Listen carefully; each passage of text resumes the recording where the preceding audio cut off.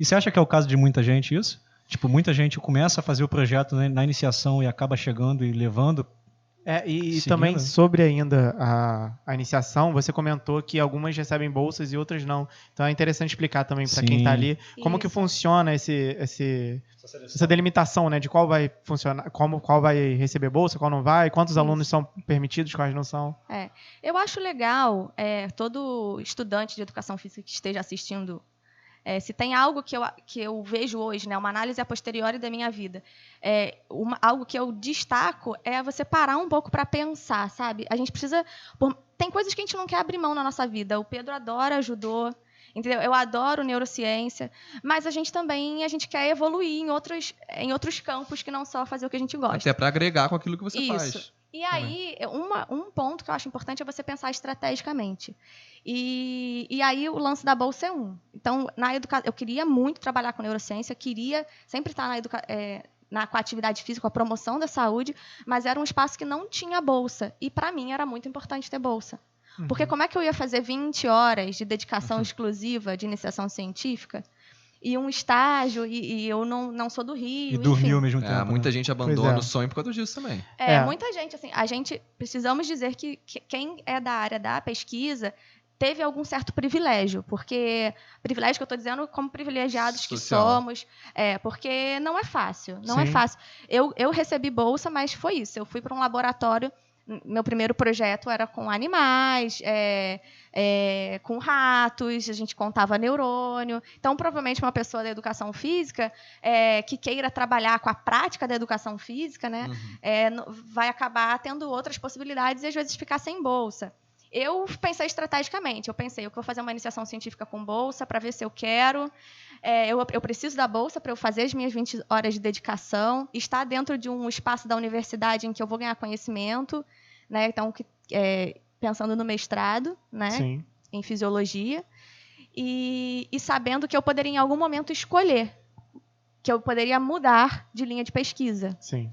Né? Isso é interessante. Embora isso seja também polêmico. A questão da linha de pesquisa, né? Porque quando você está numa linha de pesquisa, chega uma hora que você está confortável naquela linha de pesquisa, naquilo que você pesquisa, então sair dela também não é acontece muito também, às vezes, talvez, não sei, da pessoa ter que ceder à vontade dela, até dentro da própria linha de pesquisa do grupo que ela participa, para poder pesquisar aquilo que o grupo quer, o que o orientador dela quer, e às vezes a própria vontade dela, as dúvidas dela, as teses que ela tem, ficam abandonadas, né?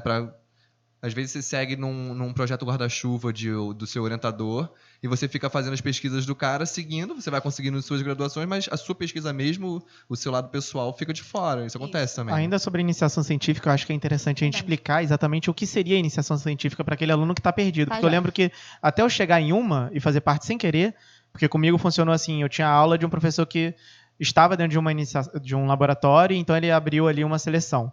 Mas se ele não tivesse aparecido na minha vida, eu não saberia que existia iniciação científica. Então é interessante explicar.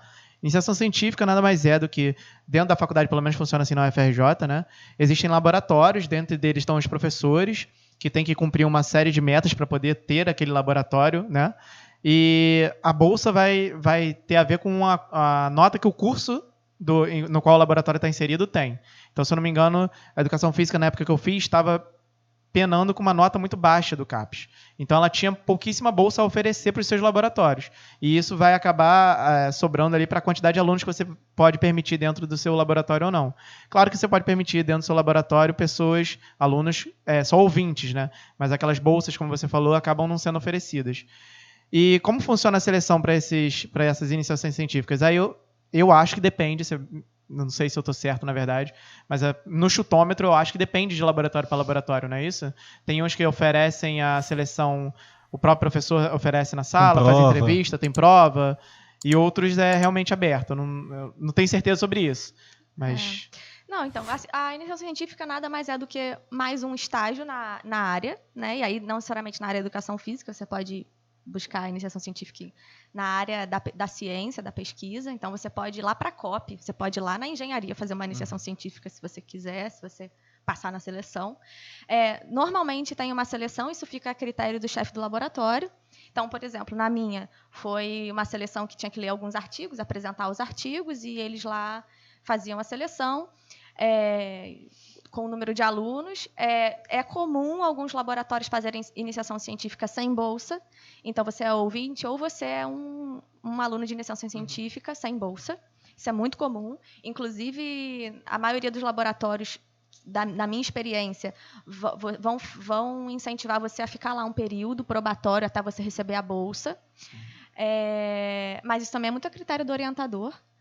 E acho que é isso. Eu tive a péssima experiência no começo, e foi uma das coisas que me deixou até não ter feito parte de nenhum tipo de iniciação científica durante a graduação, que eu achava, e eu comecei a ter certeza por um tempo, que era uma panela pesada. Eu tinha essa certeza absoluta, porque eu perguntava quando ia ter seleção, chegava no laboratório e falava, não vai ter agora, esse período não vai ter. E eu ficava sabendo que teve.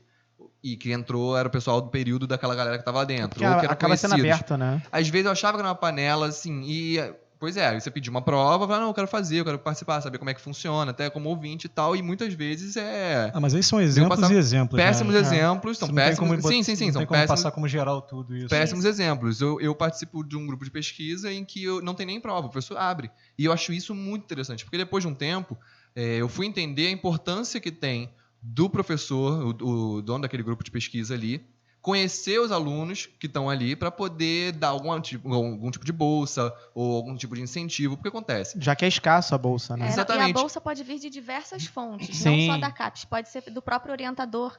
Então, tem muitos orientadores que têm bolsa gratificação por pesquisa, por produção científica. Então, assim, existem várias fontes que não só a CAPES. Não só a CAPES, sim. E hoje deve estar ainda mais difícil conseguir essas bolsas, né? Porque o investimento Caiu, né? Investimento em educação depende, pública, enfim, está caindo muito, né? Depende muito porque, como ela disse, tem todos os cursos quase, né? Então depende do que a gente está falando. Claro. Para engenharia, por exemplo, eu imagino que não esteja tão difícil assim. Entende? Não sei. Mas assim, só encerrando, assim, completa com o que eu vou falar.